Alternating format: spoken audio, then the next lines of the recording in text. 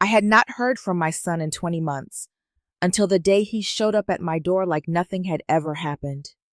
He smiled, hugged me, and asked how I had been. But something felt off. And when I overheard what he really thought about me, about my life, about what he believed I was worth, everything I thought I knew about love, family, and loyalty shattered in a single moment. That was the day I stopped being his safety net and started becoming someone he never expected. Before we dive into today's story, take a moment to share where you're watching from. We love seeing how our stories bring people together from every corner of the world. Your thoughts and comments are what make this community so special, and we're truly grateful to have you here. If you haven't already, don't forget to hit that subscribe button and turn on notifications so you never miss a new story filled with drama, resilience, and unexpected twists.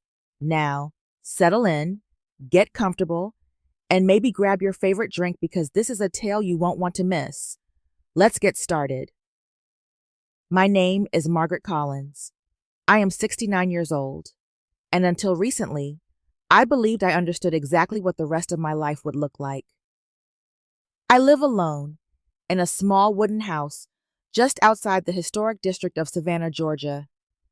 The kind of house where the floors creak if you step too hard and the windows rattle slightly when the coastal wind picks up. Every morning, I wake up before sunrise, make myself a cup of coffee, and sit by the kitchen window while the world slowly comes to life. It is a quiet routine, predictable in a way that used to comfort me. After breakfast, I tend to my garden. Tomatoes in the summer, herbs in clay pots, and a stubborn rose bush that refuses to bloom on schedule. In the afternoons, I volunteer at a local hospice center. Old habits from my years as a nurse never really left me. Sitting with people in their final days taught me many things, but the most important lesson was how much presence matters. Not grand gestures, not money, just being there. It is a lesson my son never seemed to learn. Daniel is my only child. He is 42 now. It has been 20 months since I last heard his voice. No calls, no visits, no messages. At first, I made excuses for him. He was busy. He had a life. But after a while, the silence stopped feeling temporary and started feeling permanent. I raised him mostly on my own after his father passed away. I worked long shifts, missed holidays, and put aside every personal dream I had so he could have opportunities I never did. I never kept score. Mothers are not supposed to, but sometimes, in the quiet of the evening, I would sit in my living room and wonder when exactly I became someone so easy to forget. For a long time, I told myself this was simply how life turned out, that my later years would be small, quiet, and a little lonely. I accepted it the way you accept the weather, something you cannot change, only endure. Then 6 months ago, something happened that did not fit into that quiet life at all.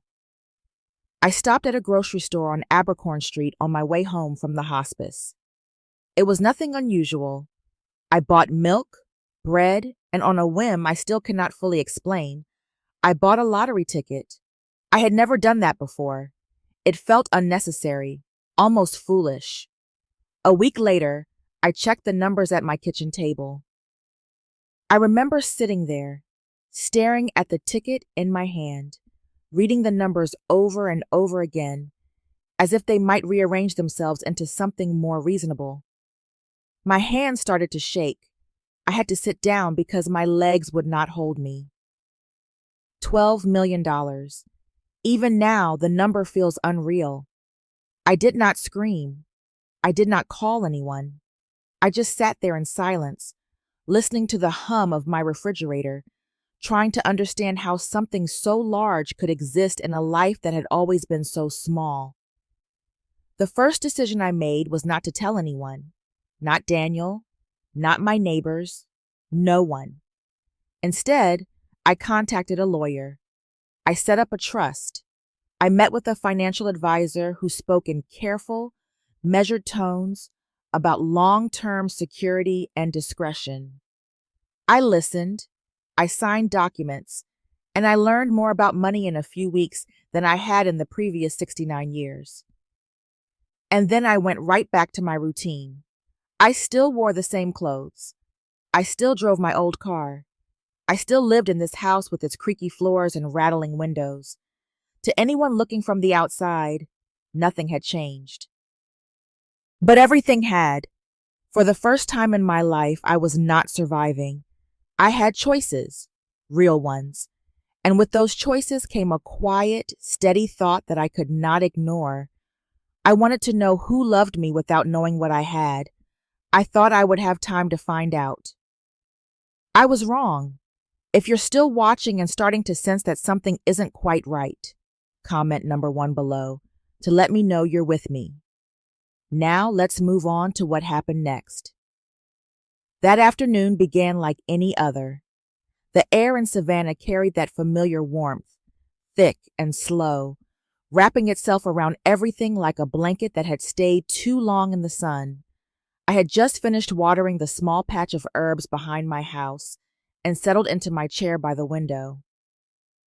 The ceiling fan hummed steadily above me, pushing the heat in lazy circles. Somewhere down the street, a dog barked once, then fell silent. It was the kind of quiet I had grown used to. Then came the knock. It was sharp, firm, out of place. For a moment, I did not move. Something in me tightened, not quite fear, but not comfort either. I wiped my hands on a dish towel and walked slowly toward the door, each step measured as if giving myself time to prepare for something I could not yet name. When I opened it, I forgot how to breathe. Daniel stood there. For a second, I saw the boy he used to be, the one who would run through the yard with scraped knees and a crooked grin.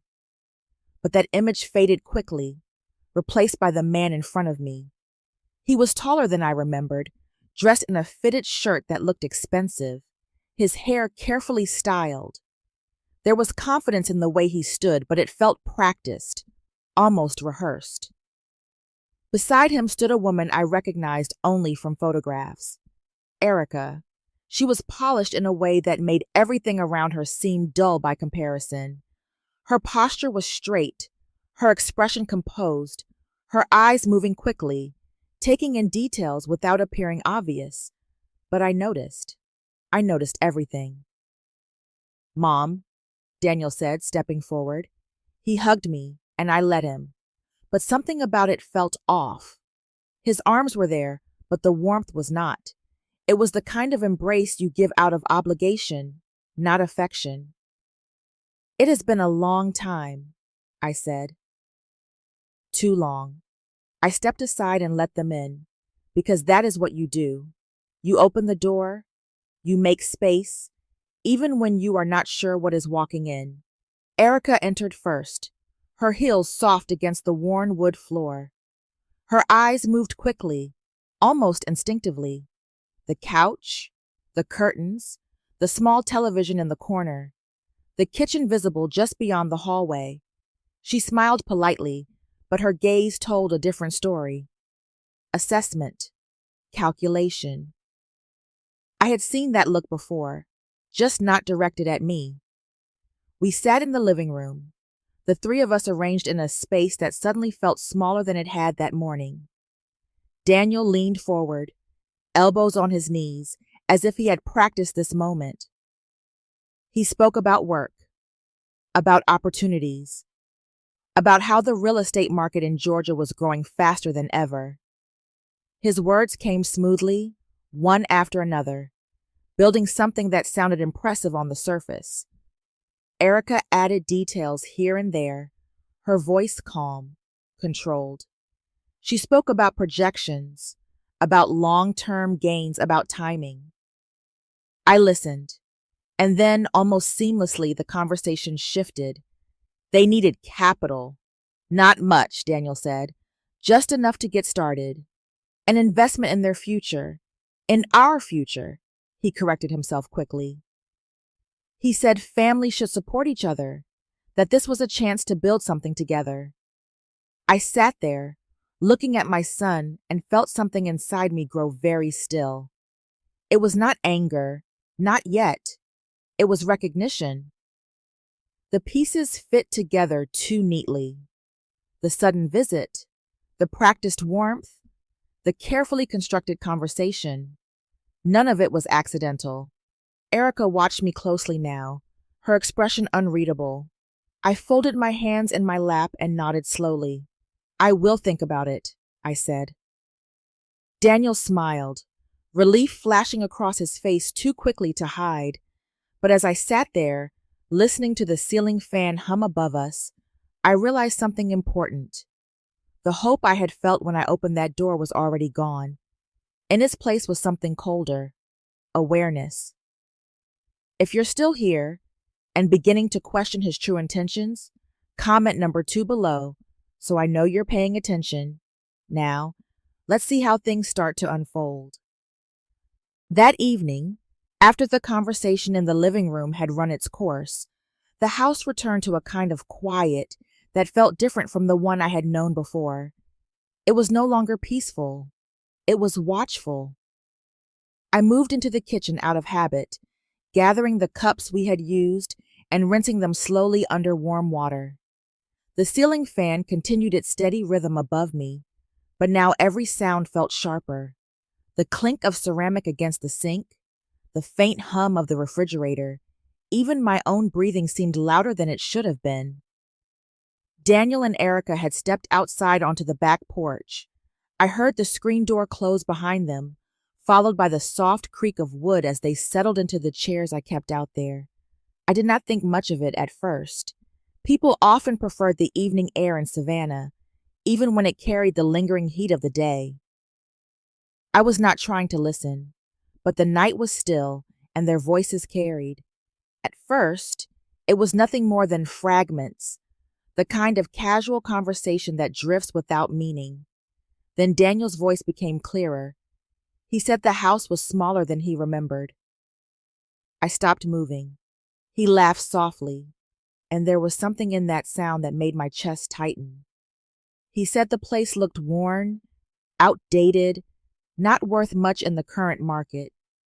He spoke like someone evaluating a property, not remembering a home. I stood there with a plate in my hand, water running over my fingers, and felt a stillness settle deep inside me. Erica responded, her tone measured. She said the location had some value, but the structure itself would not attract serious buyers without significant renovation. Her words were careful, precise, stripped of anything resembling sentiment.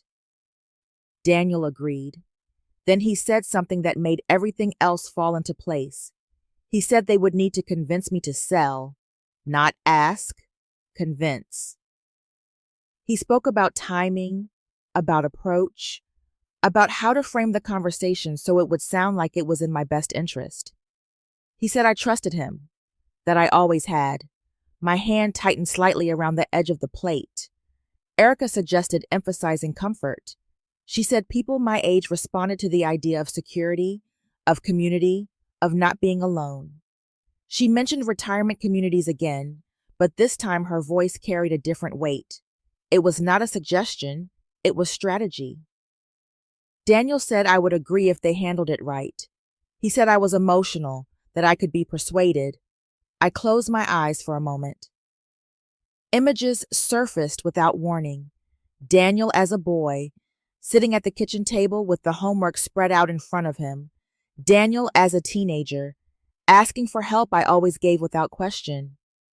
Daniel as a young man, standing on his own for the first time while I stood behind him, making sure he would not fall. I had never thought of those moments as transactions, but now, listening to him, I understood that he did. The conversation continued, but something inside me had already shifted. The words became less important than the meaning behind them. I was no longer hearing a plan. I was hearing a perspective. To him, I was not a person with a life, with memories, with choices. I was an asset. Erica asked if I might have savings they did not know about.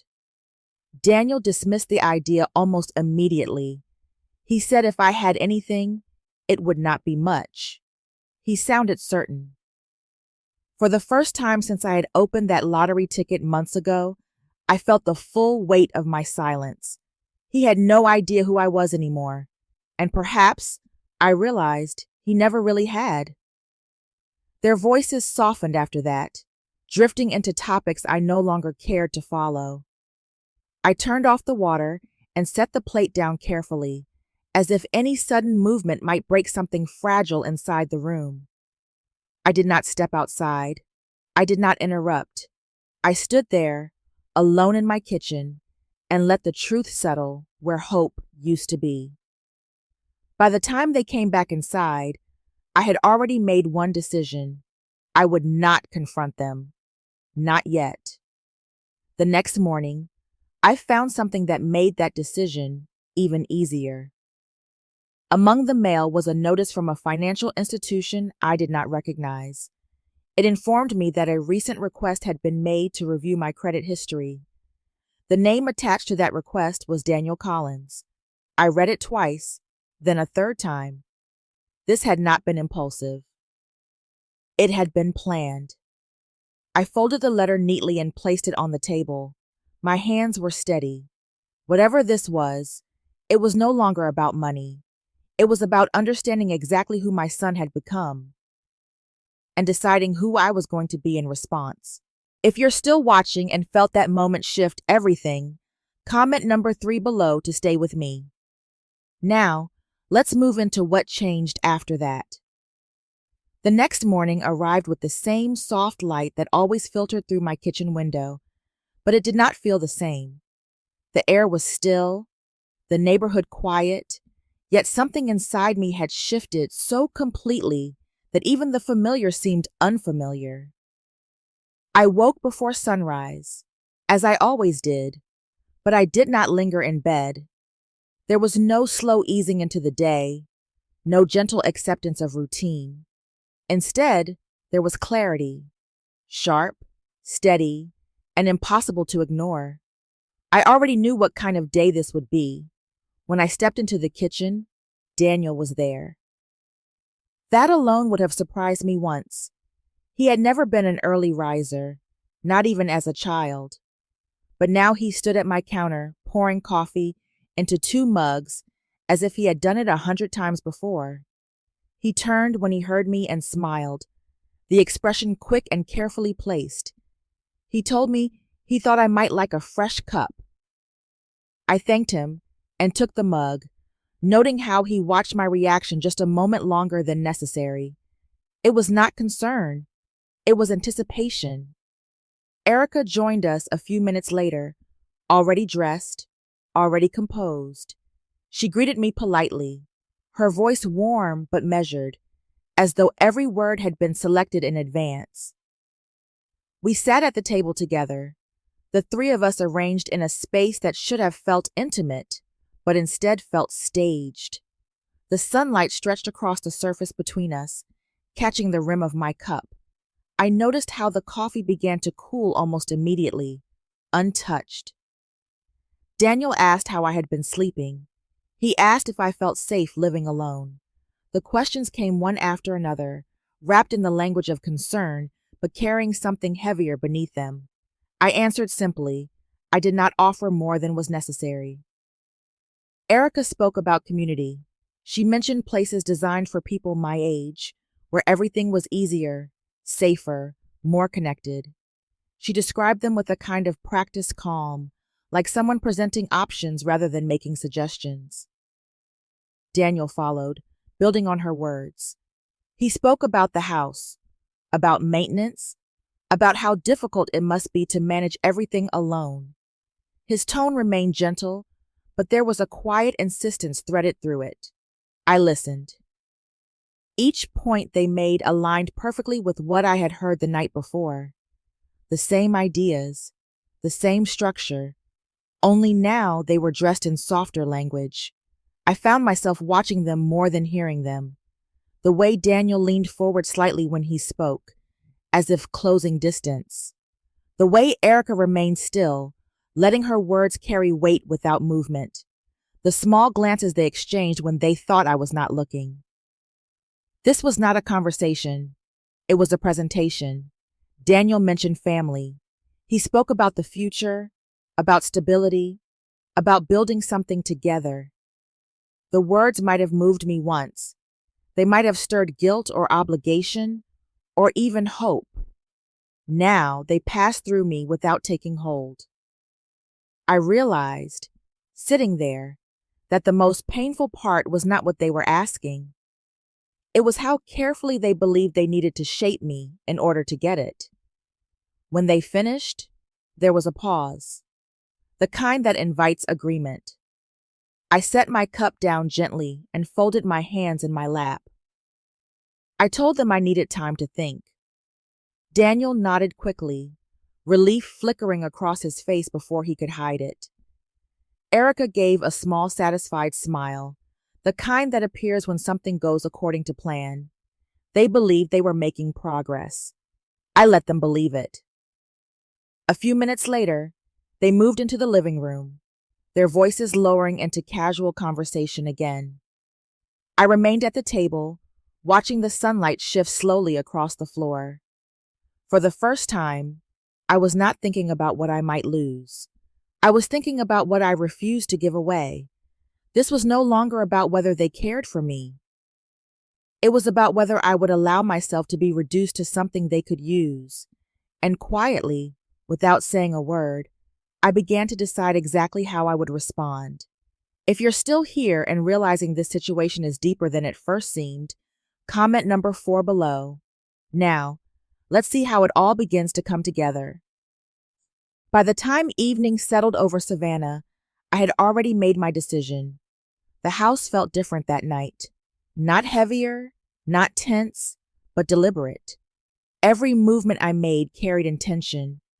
I moved through the kitchen with quiet focus, preparing dinner the way I always had, but with a clarity I had never known before. The chopping of vegetables, the slow simmer of a pot on the stove, the careful placement of plates on the table, each detail grounded me. This was my home, and for the first time in a long while, I felt fully present inside it. Daniel and Erica remained in the living room, their voices low, their laughter occasional and measured. It sounded almost natural, but I could hear the edges now, the pauses, the calculation. At precisely 6 o'clock, there was a knock at the door. I walked over and opened it to find my lawyer standing there, composed as always, a leather folder tucked neatly under her arm. Behind her was a man I had introduced earlier in the week as a financial associate. They greeted me warmly, stepping inside without hesitation. When we entered the dining room together, Daniel stood up abruptly. Surprise flickered across his face before he managed to smooth it over. Erica followed more slowly, her expression controlled, but her eyes sharper now, more alert. I made the introduction simply, offering no explanation beyond what was necessary. We all took our seats, the table now fuller than they had expected.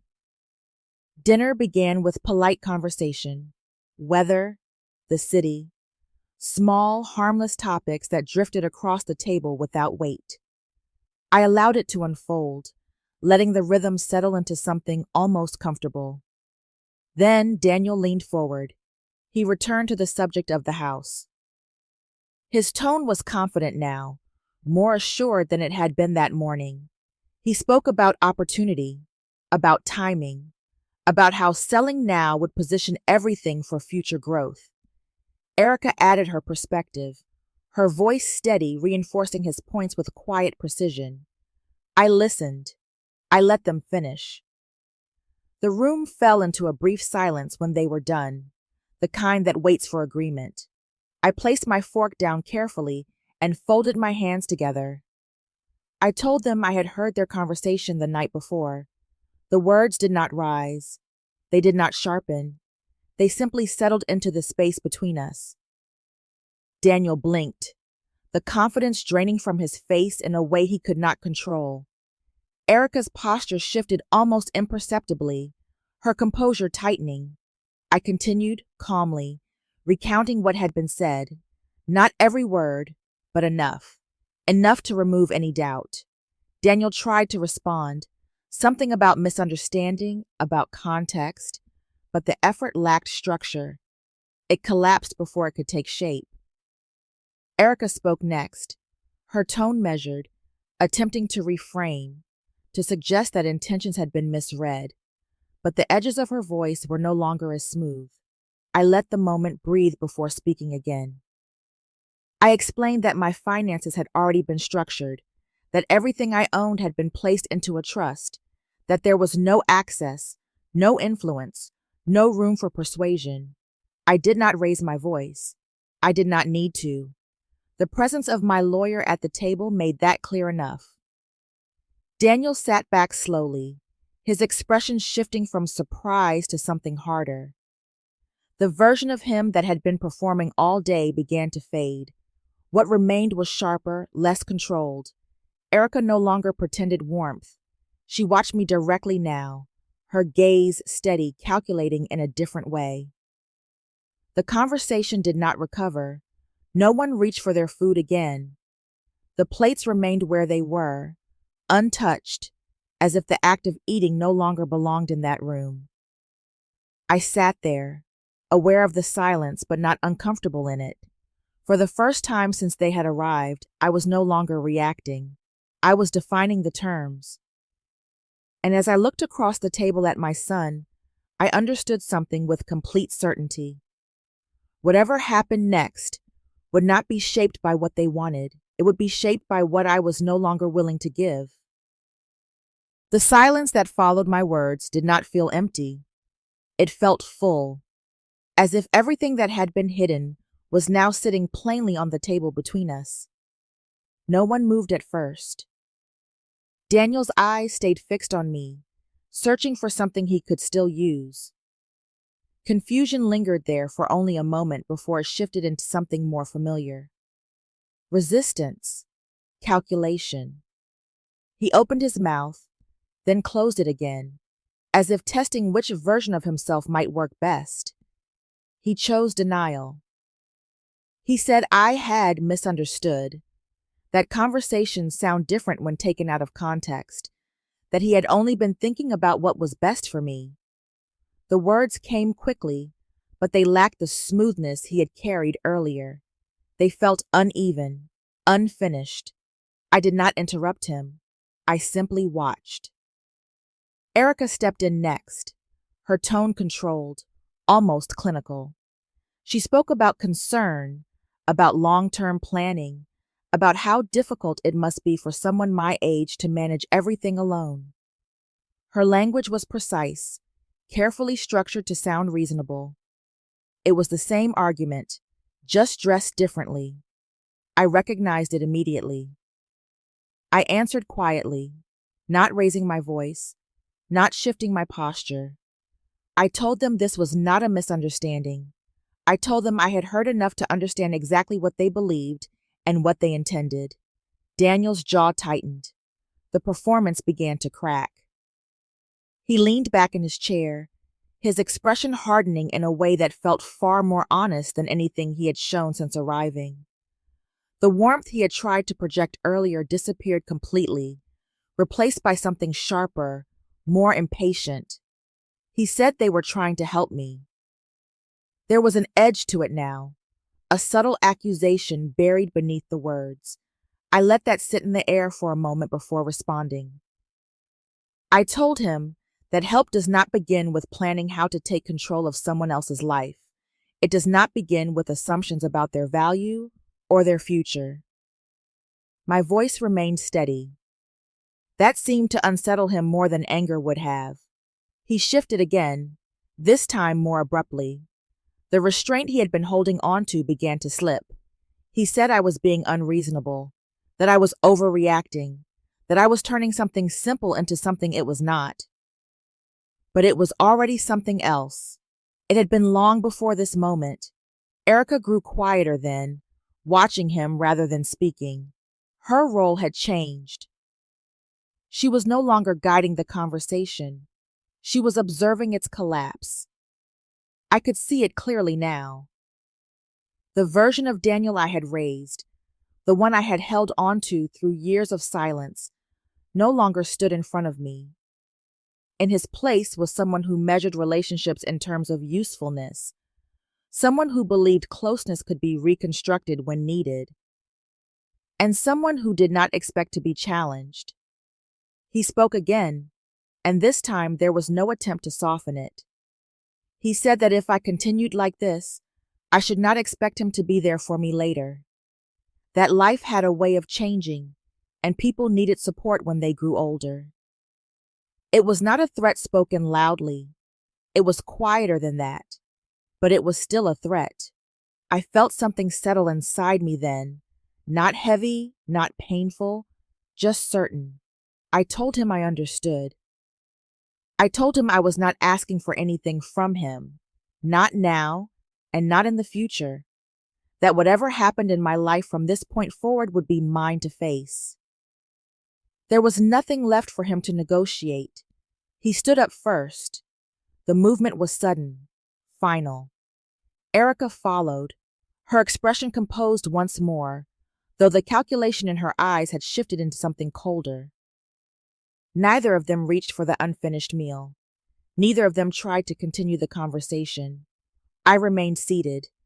I watched as they moved toward the door, their presence already beginning to feel distant, as if they had been visitors all along. Daniel paused for only a second, as though considering whether there was anything left to say. There was not. When the door closed behind them, the house returned to silence. But it was not the same silence as before. This one did not carry loneliness. It carried clarity. And as I sat there, alone at the table, I understood something I had been avoiding for far too long. I had not lost my son that night. I had simply stopped pretending he was still there. If you're still watching and felt the tension finally break, comment number 6 below so I know you're still with me. Now let's move on to chapter 7. After the door closed, I remained at the table for a long time. The house had gone quiet again, but it was not the same quiet I had lived with before. This one felt settled, almost complete, as if something unfinished had finally reached its end. The plates in front of me were still full, the food untouched, slowly losing its warmth under the dim light above.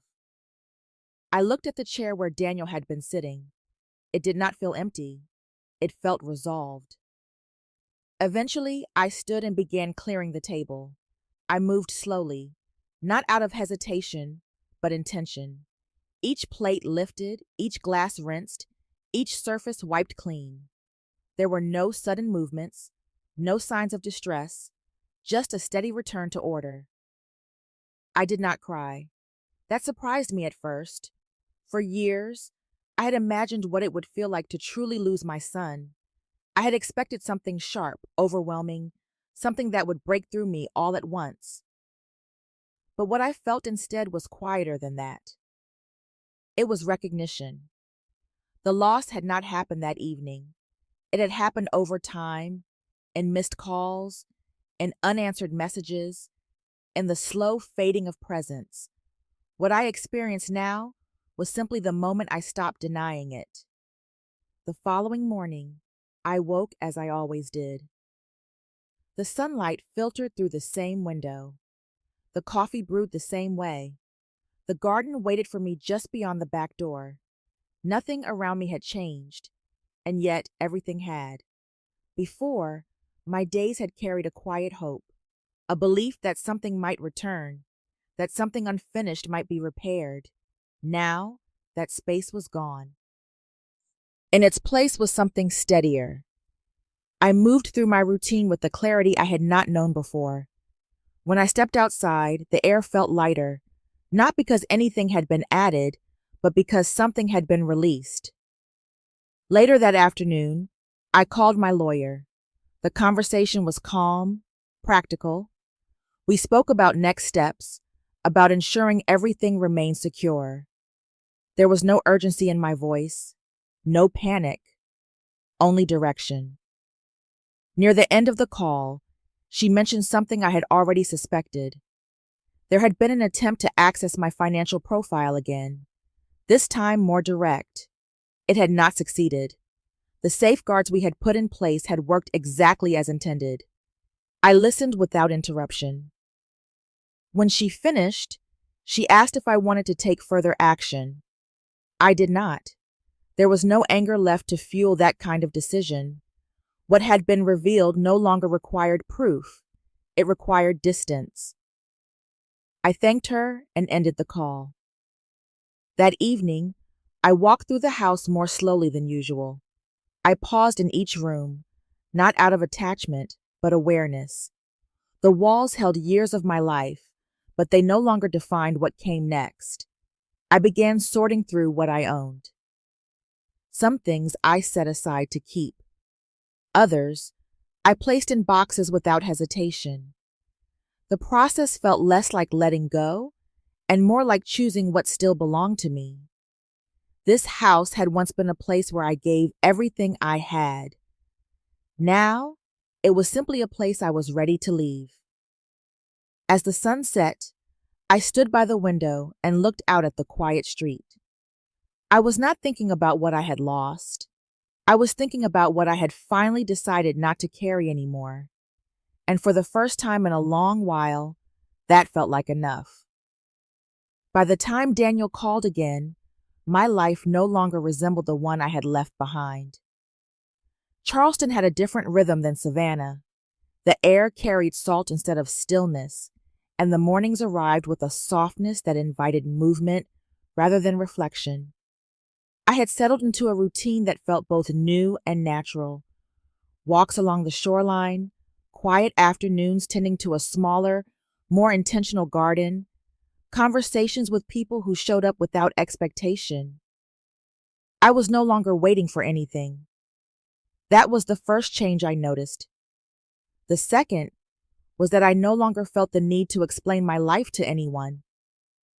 The call came on a late afternoon while I was outside, brushing loose soil from my hands. The number was unfamiliar. For a moment, I considered letting it ring. There was a time when I would have answered immediately, driven by habit more than desire. I answered anyway. When I heard Daniel's voice, I recognized it, but something in it had shifted. It lacked the easy confidence he used to carry. There was hesitation now, a subtle strain that made each word feel heavier than it should have been. He asked how I was. I told him I was well. There was a pause, longer than necessary, as if he were deciding how to move forward.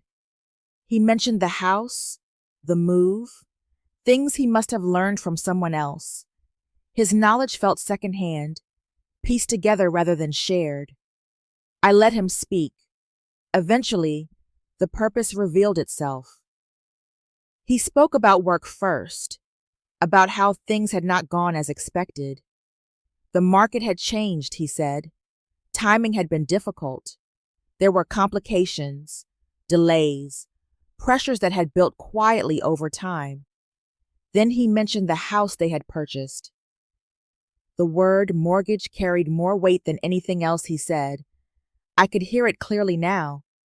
The strain beneath the explanation. The careful way he avoided certain details while circling closer to what he actually needed. He asked for help. At first, he framed it as temporary, a loan, something that could be repaid once things stabilized. The language was familiar, almost identical to before, just softened by circumstance. I listened without interruption. Nothing he said surprised me. When I answered, my voice remained even. I told him no.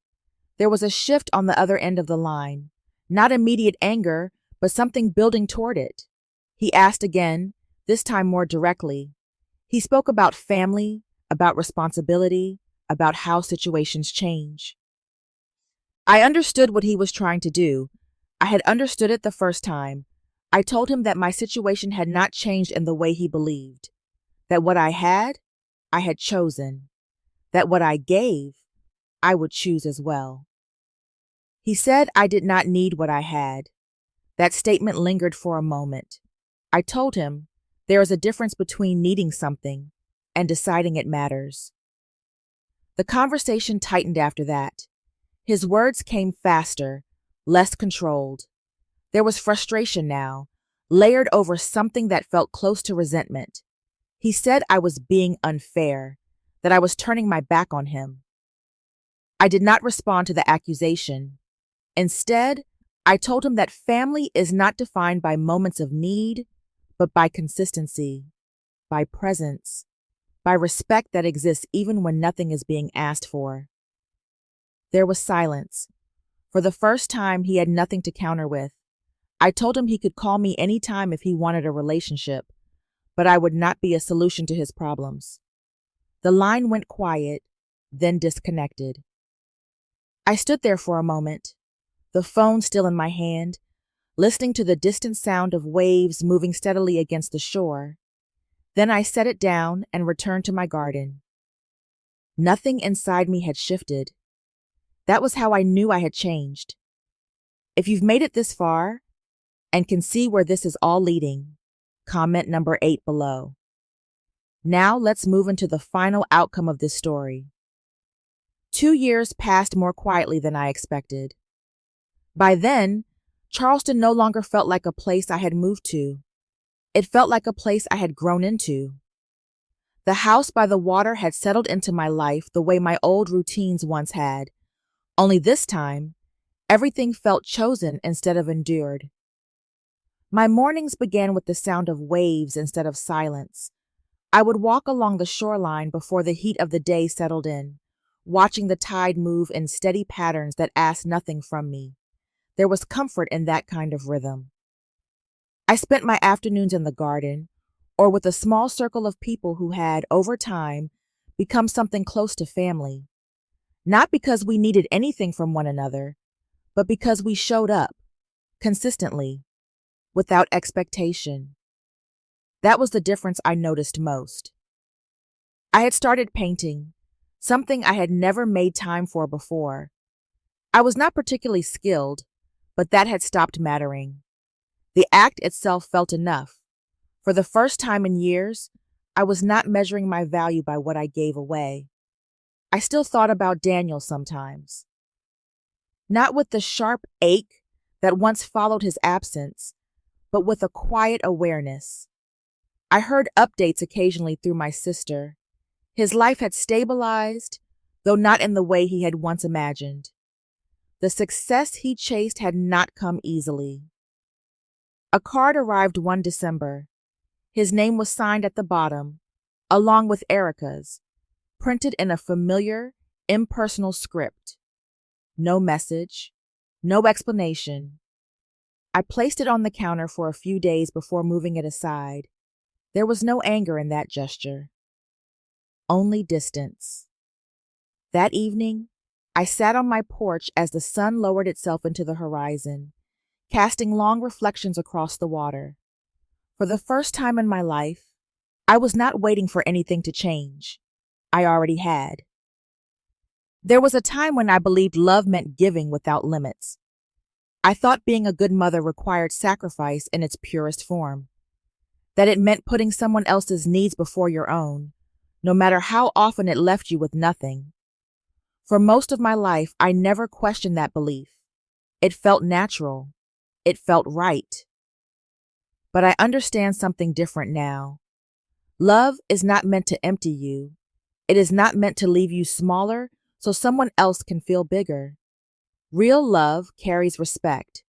It shows up without being asked. It does not disappear when there is nothing left to take. What I had given Daniel all those years was real. That part never changes.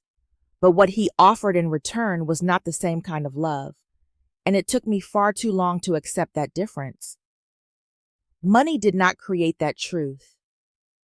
It revealed it. When I finally had something of value, something measurable, his intentions became clear in a way they never had before. Not because he changed, but because there was something to expose what had always been there. For the first time in my life, I chose myself. Not out of anger, not out of pride, but out of understanding. I learned that I could love my son and still refuse to be used by him, that I could care without surrendering my boundaries, that being kind does not require being available for harm. I do not hate him. I simply no longer make space for what he brings into my life. As I sit here now, watching the light settle over the water, I feel something I once thought was out of reach. Not relief, not even happiness, but freedom. And this time, it belongs entirely to me. In the end, life has a quiet way of teaching the lessons we once refused to see. Sometimes, what feels like loss is actually a release, and what feels like an ending is the beginning of something more honest. True peace does not come from holding on, but from knowing what to let go of. There is strength in choosing yourself, not out of selfishness, but out of self-respect. Not every relationship is meant to be carried forever, and not every bond is built on truth. But when you learn to stand firmly in your own worth, everything begins to change. If this story resonated with you in any way, thank you for staying until the end. Feel free to share your thoughts in the comments, and do not forget to follow and subscribe for more stories like this.